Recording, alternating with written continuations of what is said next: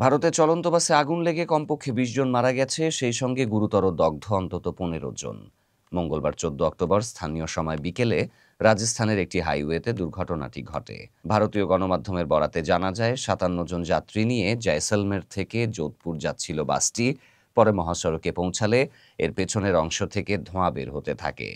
চালক রাস্তার একপাশে থামালে মুহূর্তেই বাসটিতে আগুন ধরে যায়। এ সময় স্থানীয়রা আগুন নেভাতে এগিয়ে যান। উদ্ধার করা হয় হতাহতদের, নেওয়া হয় নিকটবর্তী হাসপাতালে। শর্ট সার্কিট থেকে আগুনের সূত্রপাত বলে জানিয়েছে স্থানীয় পুলিশ। অপরদিকে হতাহতদের প্রত্যেককে ক্ষতিপূরণের আশ্বাস দিয়েছে কর্তৃপক্ষ। এ ঘটনায় শোক প্রকাশ করেছেন ভারতীয় প্রধানমন্ত্রী নরেন্দ্র মোদী।